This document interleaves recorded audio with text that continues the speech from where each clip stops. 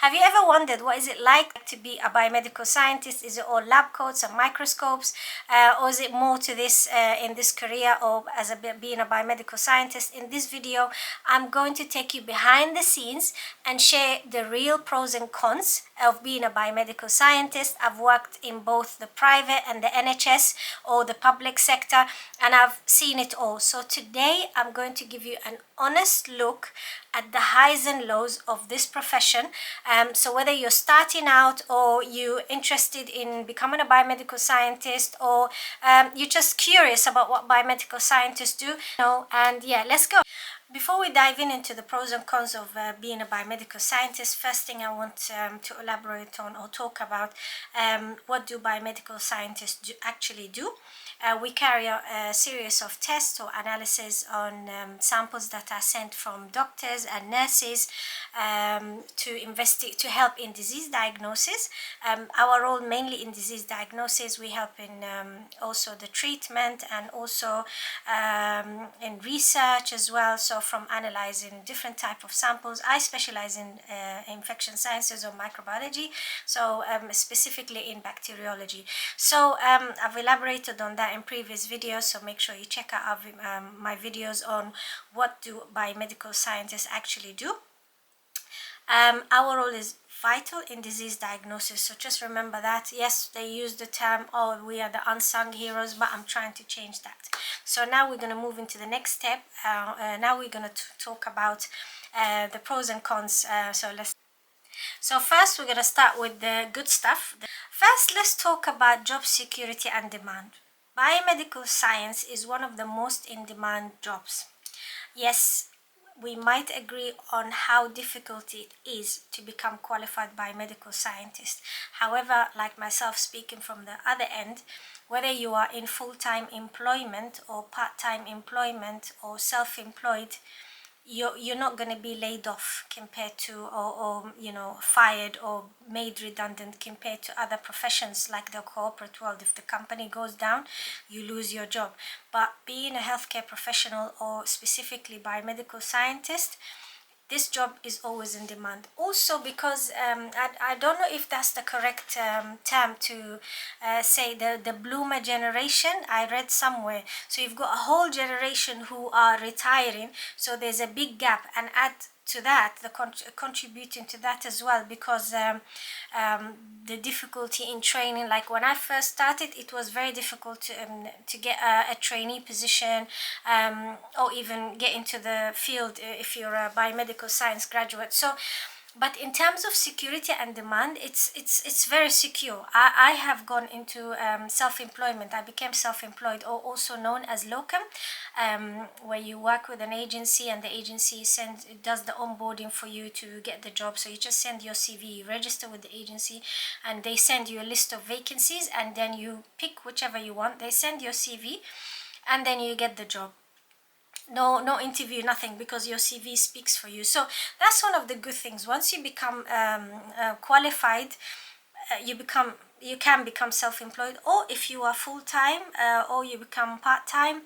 There's loads of options, whether you work in private, whether you work in NHS. So there's loads of there's a variety of opportunities for you to have a job security. And I always say it keeps you secure for a couple of years at least, and then if you feel like you want to grow or change, as long as you have that your name on the register, which gets renewed every 2 years, and you continually developing yourself, so you prove CPD and all that, you declare all of that, that job is secure. For example, I know people who moved into medicine, for example, but they can practice that job if they want. There's loads of options. So in terms of security and demand, it's secure and is always in demand. I've been self-employed for 2.5 years now, and I haven't been out of a job. And bear in mind, I focused in London. Since I stayed in London, but I know I can go to Scotland. I can go, you get emails once you register with different agencies, or your CV is registered, let's say on a career portal or whatever, you get those emails. So I haven't seen, specifically in microbiology, there's always demand. Impact on healthcare. Every day you are saving lives. That's what I remind myself as well when I'm at work. Whether you're diagnosing diseases or researching new treatments, if you're working in research, your work has a direct impact on patients' lives. For example, I work in a lab. My work is involves reporting, and I know there's a patient at the end of that report, whether if the result is negative and the patient is healthy, they don't have bacterial infection, or if it's positive, then the doctor is waiting for treatment, because we, like I say, in microbiology particularly, there's two let's say pillars: identifying the organism, number one, and once the organism is identified or the bacteria is identified, we test it against antibiotics, and these antibiotics will help the doctor to diagnose or prescribe the correct dosage of antibiotics. So that's how microbiology is based on. It's very, very simple. However, we do so many tests, so many investigations. Like I worked in a I was very lucky when I started my career. I started in an automated lab or technology, and also we've got a mix of other manual tests or biochemical tests. So all of this, the whole thing, has an impact on the patient's life. So on the bigger picture, your job has an impact on healthcare, including obviously the patient's lives. Career path. This is a very close topic to my heart, because there is confusion about biomedical science that is only limited to a lab job, and I'm really excited to, and the last video I've spoken about the different career paths that you can have if you're a biomedical science graduate. There's two types of jobs that can be related to you, or you can apply to. Either is directly you can apply as a graduate, or some of them you may apply as your degree can be applicable to apply to those jobs. So there's I wouldn't say misconception, but people think automatically you have to work in a lab or you have to be a qualified biomedical scientist. There's nothing wrong with that. And I have an idea as well in terms of once you become qualified, or let's say the lab experience. I really believe the lab experience will benefit you whether you stay in a lab or not work in a lab. That the skill sets, like I mentioned in the previous video, the skill sets that you develop working in a lab will benefit you in the long run. Say if you start if you end up working in research, or you become a teacher, or you work in pharmaceutical industry, all of these, once you work in a lab, you can develop into these, because the skill set, in my opinion, is the same. Even if you become a scientific writer to a science editing company or publisher, when you have that background of working within that, within a lab, it's, again, it comes under diverse career paths. So if you're a graduate, or if you have a biomedical science background and you're not interested to work in a lab, and you had an opportunity to work in a lab, do it. Even if you work as an assistant, the experience itself, the atmosphere or the ambience or whatever, it will contribute. Like for me now, if I go into, let's say, scientific writing, or I take part in an educational program or whatever, I know what happens within that field compared to somebody who never worked in a lab. I know some people, they might find it off-putting, but I would say make sure you expose yourself to that environment, because there's many skills. I've elaborated on that skills. For example, the critical thinking, your fast thinking, the way you organize and you prioritize your work, loads of things. So these things, that's what I benefited from it in real life. Like I said in one of the videos, if I'm looking at something that I can analyze it straight away, or the person or the situation, compared to somebody who's not from the same background as I am. And also it gives me that entrepreneurial mindset. Like, for example, if if I'm going into a new venture, I'm not afraid, because I've already developed that quick thinking and that systematic way of behavior. But yeah, so this is where I can talk about career path, diverse career path, not just in science, but let's say the professional career path. Yeah, so that's the third point I wanted to talk about. So Biomedical science offers you enormous options. You have to have that mindset of where it can take me, where can I go from there, what are my skills set. So this is the third point that I really wanted to elaborate on, because people really think, oh, I'm stuck in a lab for the rest of my life. No. So that leads me to the next point of continuous learning and growth, regardless to your career, not just in biomedical science. Okay, let's talk about biomedical science first. The field is constantly growing. Like I mentioned in the previous video, technology is developing. The technology is causing that revolution of healthcare and economics and finance and all the others. But in biomedical science or healthcare in general, there is a big disturbance there. So I see that there's loads of learning, loads of opportunities, and that will keep you on your toes. So in terms of biomedical science, yes, continuous learning and growth is very important. However, in terms of career development or your professional journey, that is part of it, because now the way things are, I'm very passionate about the future of work. Things are going to be developing more and quicker and faster. So if you're not a continuous learner, if you don't have growth mindset, you will struggle. You will just be stuck in a job routine that you're not going to be happy with.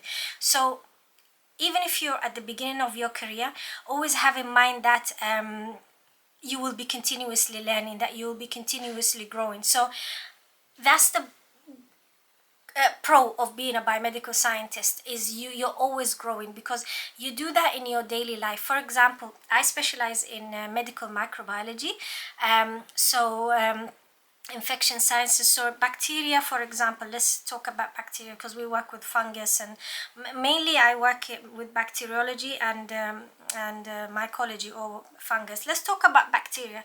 Bacteria is evolving, so we have to evolve with it in order to treat it. Or to kill it, rather speaking. So there's growth here, evolution there. There's growth here, evolution there, in terms of mindset, tests, research, and all that. So even though microbiology was the hardest discipline for me to develop in, but I take it from a growth mindset, it has helped me a lot in my career. It made me think. It made me in that learning thinking, learning mindset all the time, growth mindset all the time. So it was harder to train in microbiology. It was difficult to progress. However, it helped me in the long run, that I'm not afraid to learn something new. I'm not afraid to encounter a challenge. I always look at it from a growth mindset, that if it's a challenge, I see it as an opportunity. So in terms of continuous learning and growth, it's there. So absolutely, it's a pro of being a biomedical scientist. Impact on healthcare, I've mentioned before. Yes, your role is very important in disease diagnosis, and your job, it has an impact, a direct impact on patients' lives. So the doctors are waiting for the results, that for the investigation, for you to identify what caused the infection. So the doctor cannot prescribe the correct medication or antibiotics to that patient. Now into the cons. I wouldn't call them as cons. I would call them as challenges, or let's call them as opportunities. But in a term of con, these are the ones I'm going to list. I've identified 5. First, high pressure and responsibility. Your work has a direct impact, like I mentioned earlier, on the patient. So if you misinterpret or send the wrong result, it will lead to misdiagnosing, and obviously it's going to have a direct impact on the patient. It could kill the patient. Like I said, you're saving lives. A mistake can lead to fertility or mortality or death of the patient. So bear that in mind. That's why sometimes I hear from some of the assistants at work, they say, oh, I don't want to be a biomedical scientist because I don't want the responsibility. But you hold responsibility regardless. So if you are processing the work, that is also a responsibility, because if you don't process the work properly, or the sample, if you don't book it properly, number one, if you don't process it correctly, I'm not going to be able to interpret it, and therefore it's going to be reported wrongly. So we are all responsible. It's a whole ecosystem. So I disagree with that, saying somebody saying, oh no, just because you're a biomedical scientist or you're BMS, because you send in the report, that means that you are responsible. Everybody is responsible. So if I hear somebody saying that, this is what I want to tell them. Even if you're a medical laboratory assistant or technician, you hold responsibility. And I'm gonna, in an upcoming video, I'm gonna talk about the role of MLA and how that contributes. I've touched on that in a previous video, how important it is in terms of career development to become a biomedical scientist. But we're gonna look into that in much more detail, because a lot of you have asked about this. So it's in the making. It will be the next video, by the way. So that's a scoop if you're watching. So yes, that's where the high pressure and responsibility. And also now it's becoming very busy as well, whether you're working in private or the NHS. I've worked in both, so I've seen the workload is fairly similar. Yet maybe in the private is fast paced. However, it's equally the same to me. So there is a lot of pressure, there is a responsibility. Again, in terms of the responsibility, once you're in that healthcare system or in that system, you are responsible, whether you're qualified biomedical scientist, trainee, or an MLA. All of them are responsible. So I don't want to hear this when somebody says, just because you're a BMS, you're responsible. No, that's a misconception. Next one. Again, another favorite of mine. They're all my favorite, that's why I've chose them. But this one, or the competitiveness of the job market. There is an issue at the moment. People are saying, I'm not getting a job, I've been applying, etc., etc. And I've touched on that in previous videos, how you can tackle that, because I had a personal experience with that. And I've managed to do it using the tips that I told you, being a creative. However, getting your foot into the door, it's very difficult.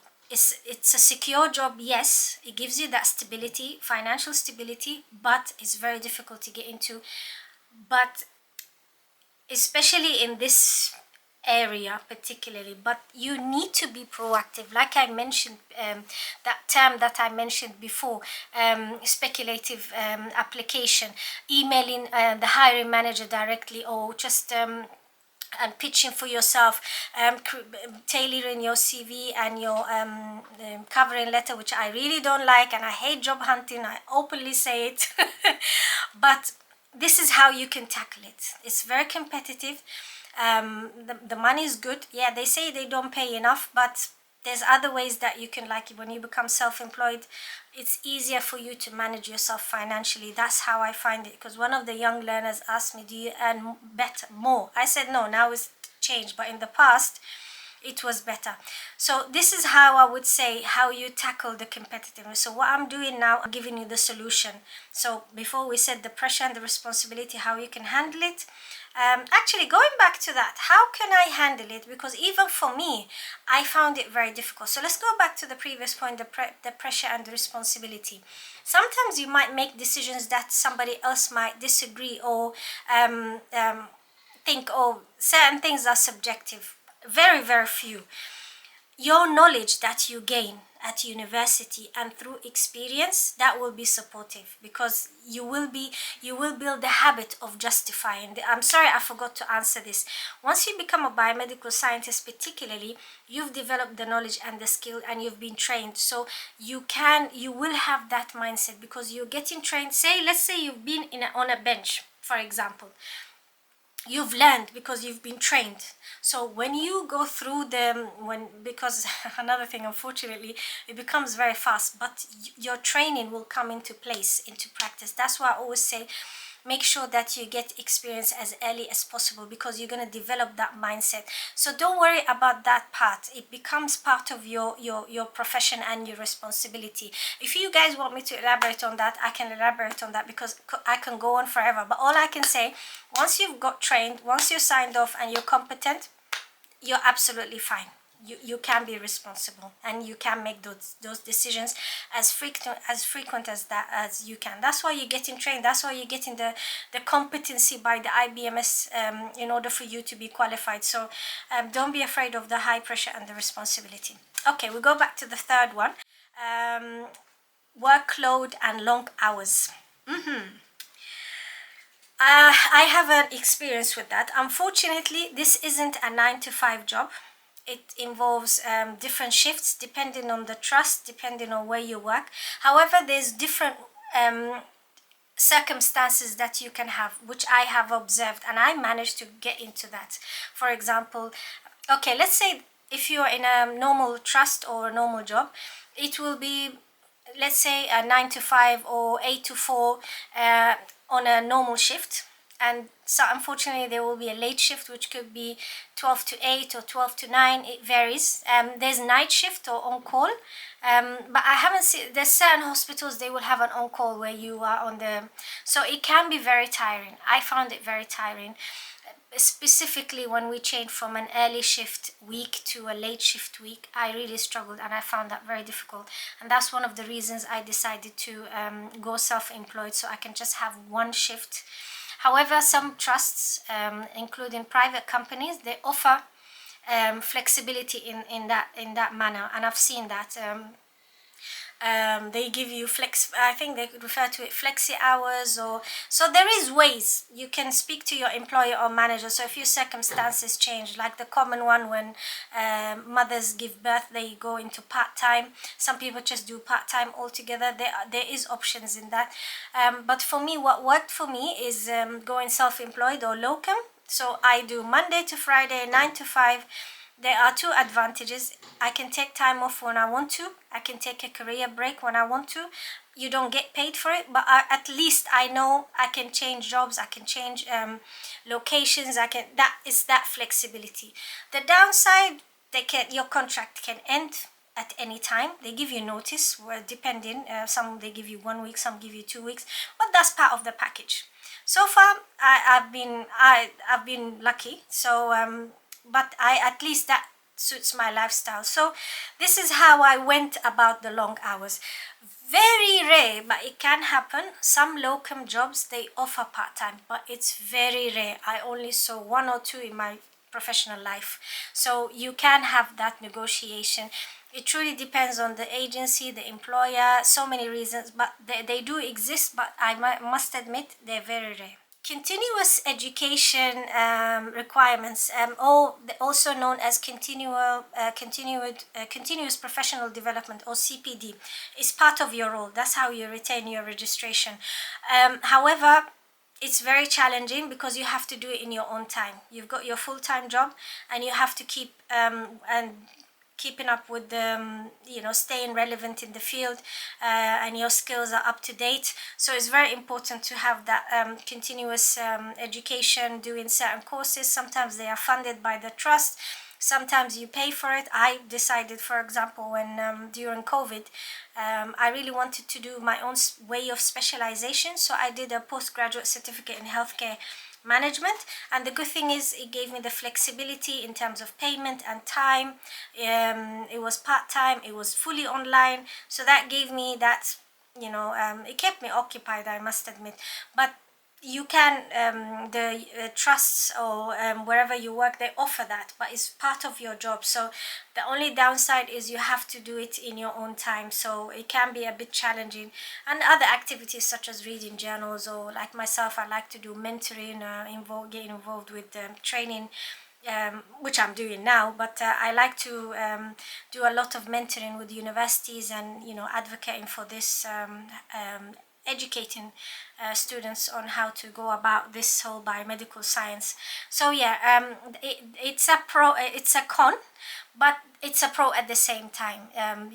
At least for example, for me, I enjoy the part that I can see where my role can take me, not just in healthcare, in society. And I've seen that, and I'll elaborate more on that experience in another video on how I saw that. Because I've seen the bigger picture of this, and it's amazing. Let's say the skill sets that you develop will take you very far if you use it very well. So that's one thing I want to highlight as an advantage, not as a con. It depends on how you see it. The fifth con that I have acknowledged, and I've seen it, unfortunately, we have limited public recognition or limited visibility. Unlike doctors and nurses, we are in the limelight. The IBMS uses the unsung heroes. so our work is not seen or acknowledged. However, that doesn't make our work any less, but there's few papers that I came across that talking about how we can tackle this, and I'm using this platform to raise awareness on how our role is very important. So unfortunately that is a downside, but hopefully I am trying to change that narrative, and there's few collaborations that are happening, so hopefully that will make a change. So don't let that put you off. Look at the bigger picture. So yeah, these are the 5 cons that I saw, but again I gave you my insight on how we can make them an advantage. Again, you might disagree or agree with me, but this is from my own experience. Anything that I share here is from my own experience and my own observations. So again, drop in the comment section if you agree with any, or you want me to elaborate on, or even if you disagree, tell me why. You know, it's all about communication between me and you guys. Because I want to be transparent with you, I have experienced all of the pros and all of the cons. Whether when I worked in the private sector or when I worked in the NHS. I've spoken about this slightly and spoke about in the previous video, and I'm going to talk in detail about it from a personal experience, because being in the private sector has helped me. I wouldn't manage to get into the field if I wasn't open to get a job in the private company or diagnostic lab. So I've learned that you need to be very adaptable. You need to be self-sufficient. You need to have that growth mindset. Resilience, because it's very, very high pressure job. It's very demanding. And then when I moved into NHS, it has its own challenges, which I've spoken about. It can be very slow, very traditional. However, the rewards, the training is very very thorough. You get the support that you need, and one of my guests on my podcast spoke about this, and I've got few guests who are going to speak about their experience, so it will be very interesting to hear from them. So stay tuned to the podcast. However, the good thing for me that working for both has given me an overall well-rounded perspective on where I developed the skills that I had, and that I believe has helped me to succeed. So don't be afraid to experience. If you had an opportunity, whether in private or NHS, go for any of them, and don't be afraid to explore, because it will expand your skill set truly. I think if I didn't work in the private first, I wouldn't be the person who I became if I didn't. And I've seen it how it is, because it is very hard, but they always say if you take the harder route, is always the best, because you don't just learn about yourself, you learn about the whole thing as a whole.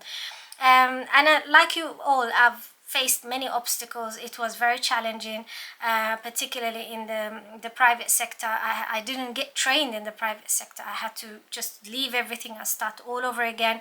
The competition was high, the hours were different, the pressure, let's say.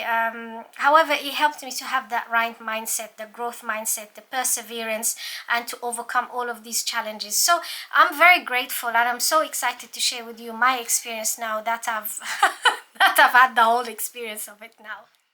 So, is biomedical science worth it? Is it worth to have a career in biomedical sciences?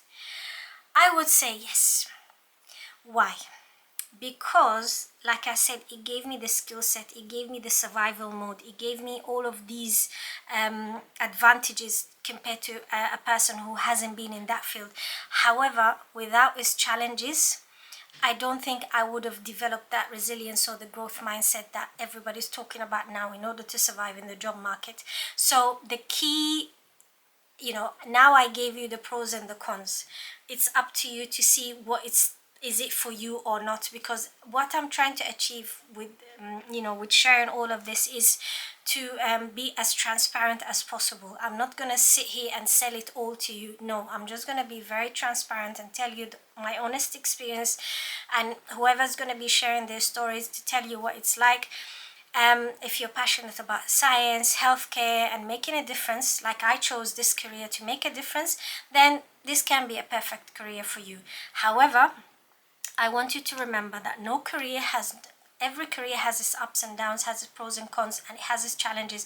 But with resilience, growth mindset, you can thrive in any career, not just in biomedical science. I've just posted a short video talking about this, that the job market is going to be always competitive, and I truly believe is going to be super competitive now with AI and the augmentation and the fifth industrial revolution. I was talking about the fourth industrial revolution. Now we're in the fifth industrial revolution. So it's going to be harder. So you have to be very creative about your career. Yeah, okay, for example, in biomedical science, you might be working for a few years. It gives you that settled, to be settled if you're starting a family or starting a career. It gives you that stability. I'm grateful. I wouldn't be where I am if I didn't have a job that will put the food on the table. However, it's not going to be the way it is anymore. It's not going to be that way of you're going to be in a job for 20, 30 years. No, that has changed now. You just have to think differently. You have to review your journey constantly. Like I always say in my talks, I always say your career is not going to rely on just your degree and your experience. Is going to rely on more than that. It's a whole package. I truly believe you create your career. This is what I really think.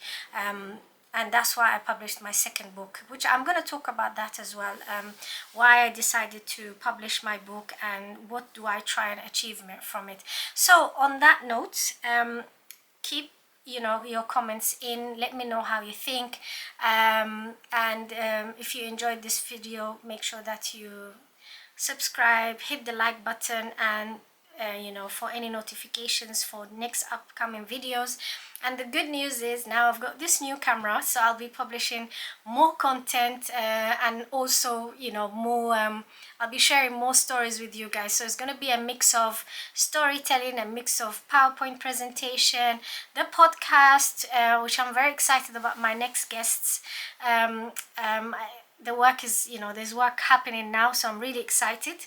Not just in the UK, but yeah, there will be experiences that I'll be sharing, and we'll be talking about everything. So at least you guys will have an overall on what is it like to be in biomedical science or laboratory medicine, or how you can go about in creating your career regardless to what career you belong to.